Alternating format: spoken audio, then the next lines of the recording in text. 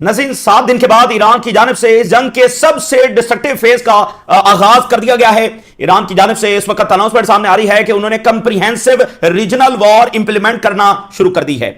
बहुत बड़ा इजाफा, बहुत बड़ी एस्केलेशन इस जंग के अंदर हो गई है। जब पहले दिन ईरान का रिस्पॉन्स आया है और 70 मिनट के बाद ईरान ने रिस्पॉन्ड किया है, तो उस जो ड्रोन्स और मिसाइल फायर किए गए थे वो इंतहाई सस्ते थे और इंतहाई स्लो थे। जो कई घंटों के बाद ईरानी ड्रोन्स है वो इसराइल पहुंचे थे। तो इसराइल और अमेरिका को लगा कि हमारे इतने बड़े हमले के बाद ईरान का रिस्पांस ये है। तो असल में ये ईरान की एक स्ट्रेटजी थी। पहले हमले में जो इंटरसेप्शन रेट था वो 97% था, यानी ईरान के जो मिसाइल और ड्रोन्स है वो सिर्फ 3% ही इस तमाम बड़ी लेयर से, जो पता नहीं कितनी लेयर्स बनती हैं, उसमें से होता हुआ वो इसराइल और अमेरिकी बेसिस को जब हिट कर सके थे। पहले दिन जो इंटरसेप्शन रेट है वो 97% था। तो पहले दिन से ईरान इस जंग को एक बाकायदा स्ट्रेटजी के तहत जब लड़ रहा था, पहले दिन ही ईरान ने अंधाधुंध और गुस्से के अंदर आकर और फ्रस्ट्रेशन के अंदर आकर और जज्बात के अंदर आकर अपने सब वेपन्स जब वो नहीं चला दिए थे, बल्कि उसने एक स्ट्रेटजी के तहत इंतजार किया अपने बेस्ट वेपन्स को इस्तेमाल करने के लिए। और आज जब 7 दिन के बाद उनके best of the best radar जो है वो डिस्ट्रॉय हो चुके हैं। रीजन के 7 जो सबसे बड़े रेडार्स हैं, जो सबसे बड़े रेडार्स हैं, कतर में जो रेडार था ये मिडिल ईस्ट का सबसे बड़ा रेडार था। इसी तरह जॉर्डन का रेडार ये पूरे मिडिल ईस्ट के जो ऑपरेशंस हैं उसको देखता है, खलीज फारस में, यूई में, ये तमाम रेडार्स उन्होंने डिस्ट्रॉय किए। और फिर जो बहुत बड़ी हद तक जो एयर डिफेंस और इंटरसेप्टर मिसाइल थे उनको खत्म किया। 2000 से ज्यादा ड्रोन उन्होंने फायर किए, सैकड़ों मिसाइल उन्होंने फायर किए। तो इस तरह से उन्होंने उनके जो एयर डिफेंस सिस्टम है उसको भी डिप्लीट कर लिया। इसके साथ साथ उन्होंने एक्सपीरियंस ज्यादा गेन किया कि इनका एयर डिफेंस वो काम कैसे करता है, कितने एयर डिफेंस सिस्टम्स हैं और इनमें से पेनिट्रेट कैसे करना है।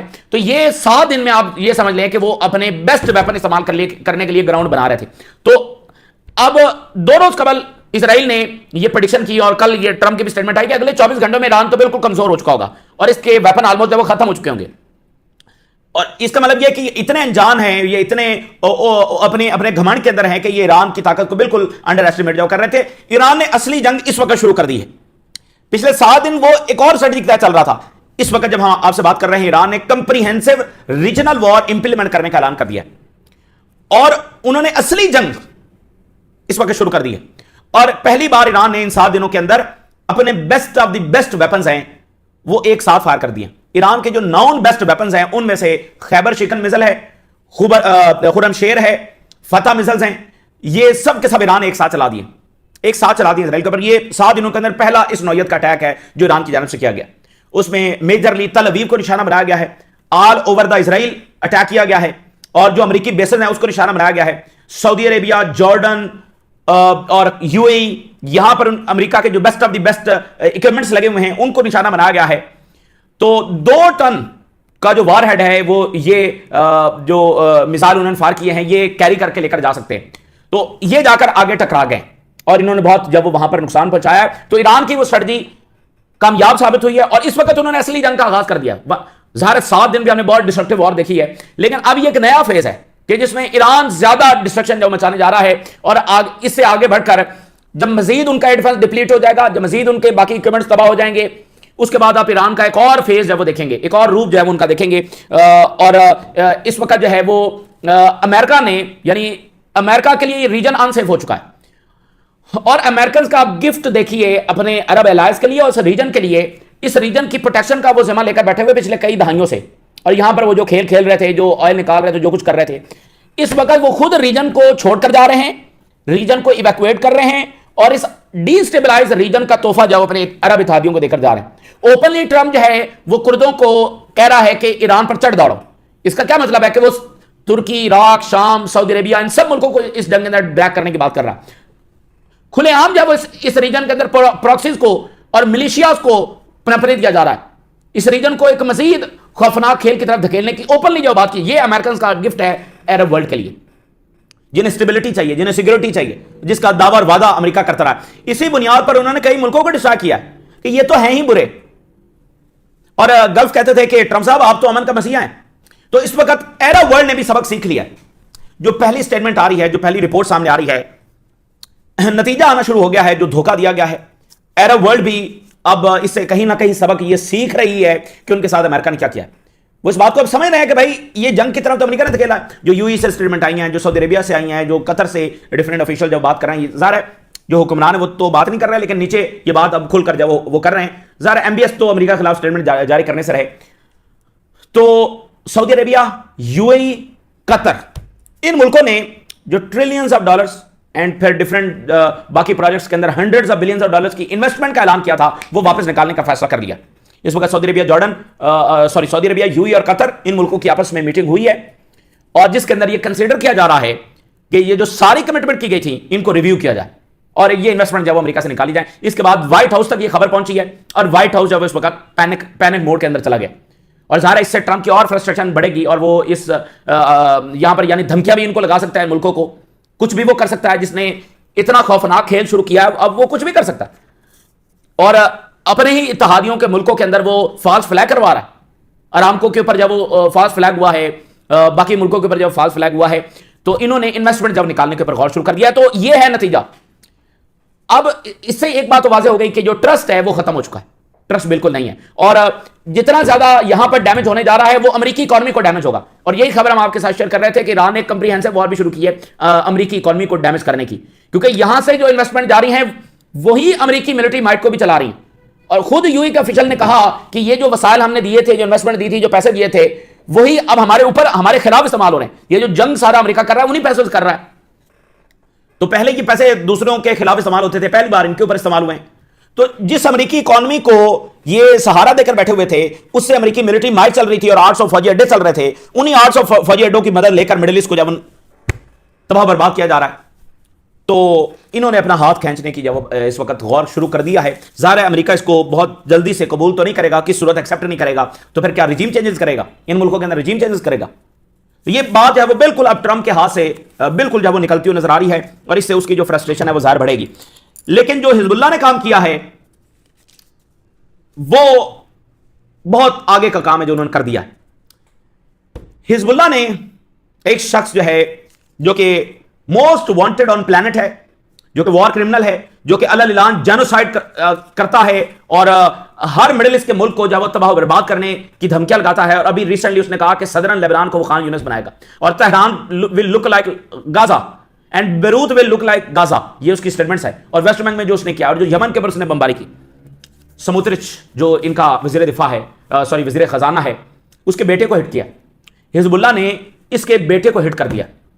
ये बहुत बड़ा वाकया वहां पर हुआ है और हिजबुल्लाह भी वहां से चूंकि मुकम्मल फ्रंट खोल चुकी है क्योंकि ये वहां पर बमबारी कर रहे हैं और जो सिविलियंस हैं उनको निशाना बना रहे हैं। तो हिजबुल्लाह ने भी एक पूरा फ्रंट इनके ऊपर खोल दिया है। समुद्रिच सन वुंडेड बाय हिजबुल्लाह फायर। तो ये एक अब तक का सबसे बड़ा वाकया। मैं आपको बता दूं कि नेतन्याहू उनके निशान के ऊपर है। जिस दिन हिजबुल्लाह और ईरान को पता चल गया कि इसका बंकर कहां पर है, चाइना और रशिया के सेटलर जो मुकम्मल तौर पर ईरान को इंफॉर्मेशन दे रहे हैं, लेकिन ज़ाहिर है वो अभी नेतन्याहू के हवाले से इंफॉर्मेशन नहीं दे रहे होंगे। लेकिन जिस वक्त ईरान को ये इंफॉर्मेशन मिल गई तो फिर आप देखेंगे कि ईरान बिल्कुल गुरेज नहीं करेगा और खैबर शिकन मिसाइल और फतह मिसाइल और जो भी उनके पास है वो सब के सब चला दिए जाएंगे। तो अब ये बड़ी शख्सियात जो उनके यानी आला अहदेदार हैं जिन्होंने जुल्म ढाया है और एक ऐसी दास्तान लिखी है कि आप अब ये वायलेंस जो है और ये तबाही जो है वो पूरी दुनिया को अपने घेरे के अंदर ले रही है, दुनिया को मुतासर कर रही है। तो इनको भी हिट करना जो शुरू कर दिया गया। तो समुद्रिच का बेटा जो हिट हुआ है। अच्छा, अब मैं आपके सामने जो ईरान के हवाले से डेवलपमेंट्स आ रही हैं, जो उन्होंने बिल्कुल एक नया फेज जो इस वक्त शुरू कर दिया है। यानी 7 दिनों की जंग उन्होंने जिस तरह से लड़ी है, 7 दिन का सर्वाइवल ही एक बहुत बड़ी बात है। 7 दिन का सर्वाइवल ही बहुत बड़ी बात है। ये तो कोई एक्सपेक्ट ही नहीं कर सकता था कि ईरान यानी उनके नजदीक तो वही था ना कि इराक और काबुल जैसी सूरत हाल होगी। लेकिन जिस तरह से मिसाइल और ड्रोन्स बरसाए हैं ईरान ने और जिस तरह से इनकी दौड़ें लगी हैं, इनको तो अब अपने सफारत खाने भी बंद करना पड़ रहा है। आप अंदाजा नहीं लगा सकते कि इनकी हजीमत, चूंकि ट्रंप ने तो फिर हर बात को अपनी फतह बताना होता है, उसको छोड़े। अब वो अब बिल्कुल सबके सामने एक्सपोज हो चुका है। सुबह उसकी बात कुछ और है, दोपहर कुछ और है, शाम कुछ और है। जिस दिन उसने हमला किया था उस दिन उसकी बात कुछ और थी और इस वक्त उसका ताजा तरीन बयान सुनेंगे तो उसका बयान कुछ और है। उसको छोड़ दे, उसके अब किसी बात की कोई वैल्यू नहीं है कि वो क्या बात कर रहा है। तो ईरान ने अगला फेज जब शुरू कर दिया और अगला फेज क्या है, उन्होंने कहा कि हम रीजनल वॉर शुरू कर रहे हैं, हम रीजनल वॉर शुरू कर रहे हैं, कंप्रीहेंसिव रीजनल वॉर। अब जरा हम तुम्हें दूसरे अंदाज के अंदर बताएंगे। और इसका मतलब यह है कि वो अपने टारगेट्स को एक्सपेंड कर रहे हैं in gulf region and in Israel. वो अपने टारगेट्स को एक्सपेंड कर रहे हैं और इसमें यह है कि डियागो गार्सिया भी निशाना बन सकता है, इसमें साइप्रस और भी बहुत सारे जो हैं एसेट्स वो निशाना बनेंगे। ईरान ने ये जो रिस्पॉन्स लॉन्च किए हैं, इसमें जनाब अली जो ईरान में स्कूल के ऊपर अटैक किया गया था, और जो उनका जहाज वहां पर डुबोया गया है और 87 वहां पर लोग अपनी जानों से गए हैं। इंतहाई बेरहमाना।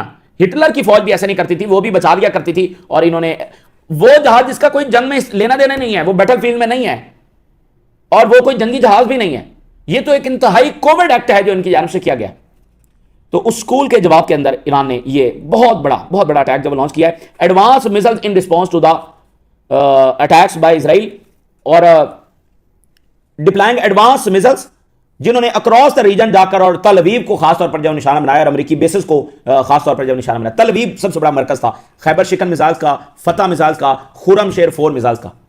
ये ताज़ा तरीन जो इस जंग से कुछ ही दिन पहले खुरम शेर 4 उन्होंने इंट्रोड्यूस करवाया था, ये उन्होंने जब चला दिया है।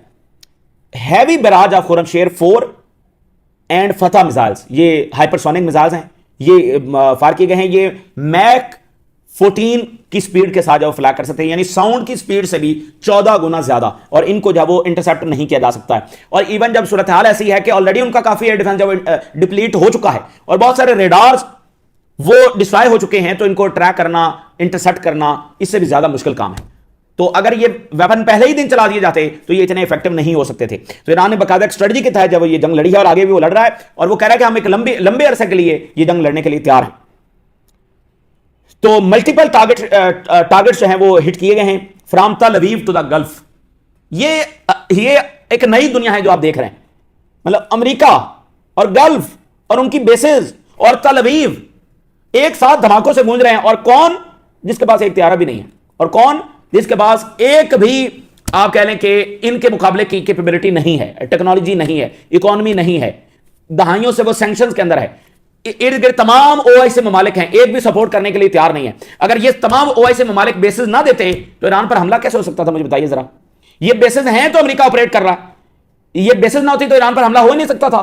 एक ओआईसी मुल्क जो कि घिरा हुआ है ओआईसी मुल्कों से, लेकिन एक वहां से कई हजार किलोमीटर दूर से आकर यहां पर ईरान पर अटैक कर रहा है। तो ये जो जहाज उड़ते हैं ये अमेरिका से उड़कर आकर रोज बमबारी करते हैं, कहां से उड़ते हैं? तो इसलिए ये आर्गुमेंट ईरान मानने के लिए तैयार नहीं, और उसने अटैक करके जवाब दे दिया कि ये हमें कहानी ना सुनाओ कि जहाज हमारे यहां से नहीं उड़ रहे हैं, ठीक है ना। अभी ये खबर भी आई है कि जो इजरायली जहाज हैं, खुद इजराइल ने, अब मीडिया ने खबर चलाई है कि वो एक गलती से हमारा जहाज है ना, वो सऊदी अरबिया के एयर स्पेस से होकर गुजरा है।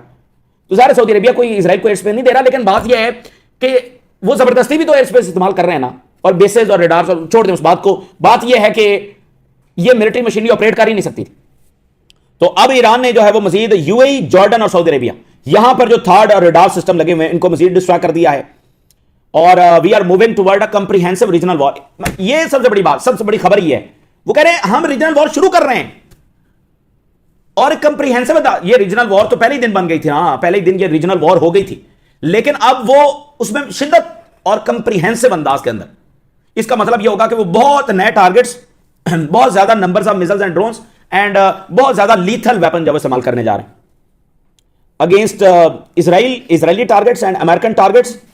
और उन्होंने कहा है कि Tehran holds the upper hands in the war, in the battlefield. और ये एग्जैगरेशन नहीं है। असैसिनेशंस को निकाल कर मुझे बताइए कि क्या अचीव किया अमेरिका और इजराइल ने, क्या अचीव किया है? तो असैसिनेशंस कोई कामयाबी नहीं होती। और दूसरी बात यह है कि ईरान आगे से जवाब दे रहा है ना भाई, अब जंग एक्सपैंड करना किसके हाथ में है, एस्केलेशन करना किसके हाथ में है? ईरान के हाथ में है। तो अपर हैंड उसी का हुआ जो एस्केलेट कर सकता है। सो हाई स्पीड जो मिसाइल्स हैं वो एक्सपेंडेड ऑपरेशन के अंदर इस्तेमाल कर लिए गए।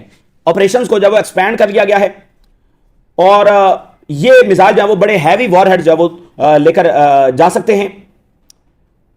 और न्यू जनरेशन ये मिसाइल्स हैं जो तल अवीव, बेन गोरियन एयरपोर्ट और मिलिट्री फैसिलिटीज और हाइफा, इसको जाकर हिट किए। ये तमाम क्रिटिकल टारगेट है। जो एडवांस इजरायली स्टेट है, जो एडवांस मिलिट्री इजरायली स्टेट है, उसके यही टारगेट्स हैं, तो उसको एडवांस ऑफ स्टेट कहते हैं।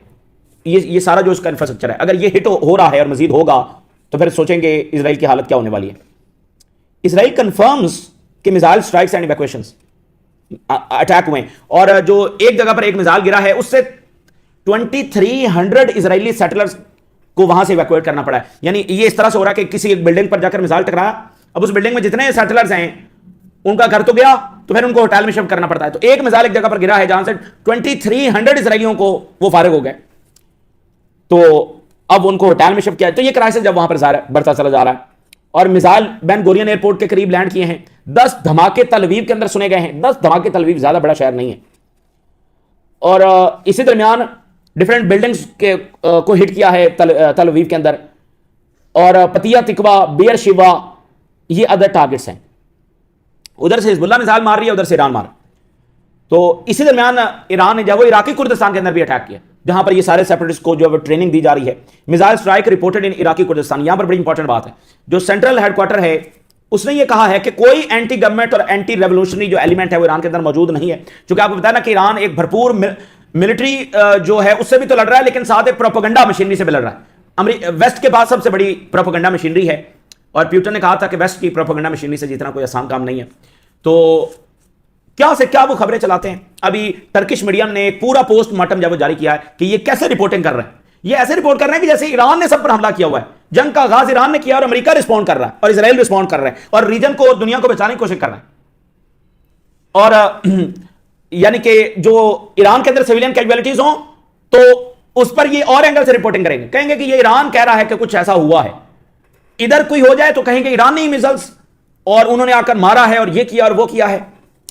तो जो वेस्टर्न प्रोपेगेंडा मशीनरी है उसके साथ भी साथ साथ ईरान जब वो लड़ रहा है, तो वो बता रहे हैं बड़ा अनरेस्ट है ईरान के अंदर, लोग निकल आए हैं, आईआरजीसी के अंदर बगावत हो गई है। पेंटागन जराये से खबरें चल रही हैं कि आईआरजीसी के इंटेलिजेंस ने हमसे रब्ता किया है, वो हथियार डालने के लिए तैयार हैं। ये इनको हजम नहीं हो रही कि यहां पर लोग अभी तक यूनाइटेड कैसे हैं। आप इन मगरूर और इतनी जालमाना ताकतों को, एरोगेंट पावर्स को ये हजम नहीं हो रहा कि ये अभी तक ईरान यूनाइटेड कैसे है।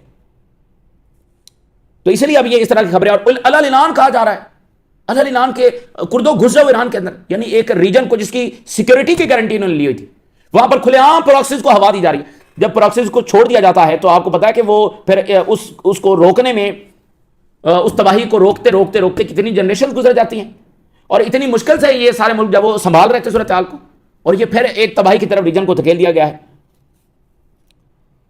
तो ईरान का कोई भी थ्रेट टू आवर सिक्योरिटी इसको कन्फ्रंट किया जाएगा और भरपूर अंदाज के अंदर हम जवाब देंगे। मुकम्मल मॉनिटर कर रहे हैं ये सारे बॉर्डर को, और ये जो कुर्दों की सारी एक्टिविटीज हैं, अगर कोई एलिमेंट्स हैं तो उसके ऊपर भी हम नजर रखे हुए हैं। तो किसी ने भी अगर अनरेस्ट फैलाने की कोशिश की तो हम फिर रिस्पॉन्ड करेंगे। और अब जरा ये खबर देखिए जो बहुत बड़ी खबर है, और ये सबूत है कि ट्रंप बहुत बड़ी गलती कर बैठा है, और इसको यहां से भागने में भी टाइम नहीं लगेगा। ये बात भी ध्यान में रखिए, इसका आपको पता है वैसे तो ये जंग फैलती हुई नजर आ रही है, लेकिन इसके भागने में भी यहां से टाइम नहीं लगेगा। Gulf states reconsider US investments amid war driven economic fallout. Gulf states की मुलाकात हुई है, अरब ममालिक की मुलाकात हुई है, वो इस बात पर कंसिडर कर रहे हैं कि अमेरिकी इन्वेस्टमेंट जब निकाल ली जाए, जो सारी कमिटमेंट्स दी गई हैं अब वो अफोर्डेबल नहीं है। वैसे भी हमारा इकोनॉमिक लॉस बहुत ज्यादा हो रहा है, हर तनाजुर के अंदर हो रहा है, और हमने तो वहां पर अपना रिलेशन बढ़ाने के लिए ये सारा कुछ किया था कि अमेरिका हमें प्रोटेक्शन देगा, तो वो फिनोमेना भी फारिग हो चुका है, वो सारी थियरी भी बिल्कुल खरीजे फारस के अंदर जब वो गर्क हो गई है। तो अब जो है वो दूसरे अंदाज के अंदर जब वो सोचा जाए, सो मेजर गल्फ इकॉनमीज, जो मेजर इकॉनमीज हैं, इन्वेस्टमेंट का जो वादा उन्होंने किया था, जो प्लेज किया था, जो मुआहदे हुए थे, वो सब के सब उसमें से वो पीछे हटने जा रहे हैं। क्वाइटली ये मीटिंग्स हो रही हैं कि फाइनेंशियल डैमेज जो होने जा रहा है हमें इस जंग की वजह से, और कोई फायदा नहीं है और ना अफोर्डेबल है अब सूरत हाल। सऊदी अरेबिया, यूएई, कुवैत और कतर ज्वाइंट डिस्कशन इस बारे में हो रही है। वाइड रेंज ऑफ जो फाइनेंशियल कमिटमेंट्स हैं, इन्वेस्टमेंट से लेकर फॉरेन गवर्नमेंट्स एंड कॉर्पोरेशंस, और जो स्पोर्ट्स है यानी जो खेल है उसकी भी स्पॉन्सरशिप बहुत ज्यादा है इन मुल्कों की जानब से। अभी देखें कतर ने फुटबॉल वर्ल्ड कप करवाया, फिर सऊदी अरेबिया करवाने जा रहा है, और बाकी भी अभी जैसे क्रिकेट वर्ल्ड कप हो रहा है तो उसमें भी डीपी वर्ल्ड अगर आप देखें तो वो मेन स्पॉन्सर है, एमिरेट्स मेन स्पॉन्सर है। उसके जो 4 बड़े स्पॉन्सर है उसमें से 3 बड़े तो इन गल्फ रियासतों के हैं। तो चाहे क्रिकेट हो, चाहे वो फुटबॉल हो, चाहे कोई दूसरा हो, तो मेजर स्पॉन्सरशिप है इन मुल्कों की, उसके ऊपर वो रिकंसिडर कर रहे हैं। बिजनेस जो कॉन्ट्रैक्ट्स हुए हैं, कंपनीज के साथ मुआहदे हुए हैं, और आगे जो कोई फ्यूचर इन्वेस्टमेंट है उस सब के हवाले से वो बिल्कुल अब वो करेंगे, कोई कमिटमेंट जब वो नहीं की जाएगी। और वजह यह है कि एक तो रेवेन्यू नीचे जाने वाला है, क्योंकि जो एनर्जी उस तरह से सेल नहीं हो रही, तो ज़ाहिर है वो रेवेन्यू नीचे जाएगा। तेजी के साथ जो डिसरप्शन आई है टूरिज्म के अंदर, फ्लाइट्स ऑपरेशन सारे रुक गए हैं, तो इससे इनको per day billions of dollars का रोजाना नुकसान हो रहा है। फिर जो डिफेंस की स्पेंडिंग है, फिर रोज बिलियंस ऑफ डॉलर्स ये झोंक भी तो रहे ना जंग के अंदर, इंटरसेप्शन के चक्कर के अंदर, तो उधर नुकसान अलग है। तो इस सब के डायरेक्ट कॉन्सिक्वेंसेज हैं गल्फ स्टेट्स के ऊपर, जिन्होंने ना ही इस जंग को शुरू किया और ना ही इसमें कोई हिस्सा डाला, ना ही वो जंग चाहते थे, लेकिन अमेरिका ने इस जंग के अंदर उनको धकेला। सो वाशिंगटन इज वाचिंग, अमेरिका देख रहा है, व्हाइट हाउस तक खबर पहुंची है, व्हाइट हाउस जो इस वक्त पैनिक में है। और ये वही इन्वेस्टमेंट है जो पिछले साल इन्होंने कमिट की थी, और इसके अलावा बहुत सारे मुआहदे, वो सब के ऊपर वो कहेंगे भाई ये पॉसिबल नहीं है। तो इसके साथ साथ जो है यूएस बाउंड जो इन्वेस्टमेंट्स हैं, ये जब अगर ये निकालेंगे तो पॉलिटिकल टेम्परेचर बढ़ेगा अमेरिका में, क्योंकि ट्रंप की सबसे बड़ी कामयाबी वो क्या बताता है कि ये जो इन्वेस्टमेंट मैं लेकर आया हूं ये मेरी सबसे बड़ी कामयाबी, और इसने वहां पर जाकर ह्यूमिलिएट भी किया था, मैंने कैसे अरबों को बेवकूफ बनाकर वहां से पैसे निकलवा लिए, मेरी डील मेकिंग देखो। तो ये उसकी सबसे फ्लैगशिप कामयाबी थी। तो पॉलिटिकल डिजास्टर भी वहां पर आ रहा है, तो बहुत सारे डिजास्टर ट्रंप और अमेरिका को फेस करने पड़ेंगे। तो ये आखिरी लाइन सबसे इंपॉर्टेंट है, ये प्रेशर मजबूर कर देगा ट्रंप को और वाशिंगटन को कि वो एक डिप्लोमेटिक एग्जिट लेकर यहां से निकले, इस जंग से निकले। इस सारे प्रेशर के बाद ये हालत होने वाली व्हाइट हाउस और वाशिंगटन की। ये हमारी रिपोर्ट नहीं है, उनकी रिपोर्ट। तो ये जनाब अली इस वक्त की सूरत हाल है, और नताज आपके सामने है। बहरहाल जंग खौफनाक तरीके से जारी है, और बमबारी कर रहे हैं, सारा कुछ कर रहे हैं, और भी बहुत कुछ करेंगे वो, लेकिन ईरान फैसला कर चुका है कि इनको सबक सिखाना है। ये ताज़ा तरीन डेवलपमेंट से जो आपके साथ शेयर किया, हमने राज रुका करें। इजाज़त, अल्लाह हाफ़िज़।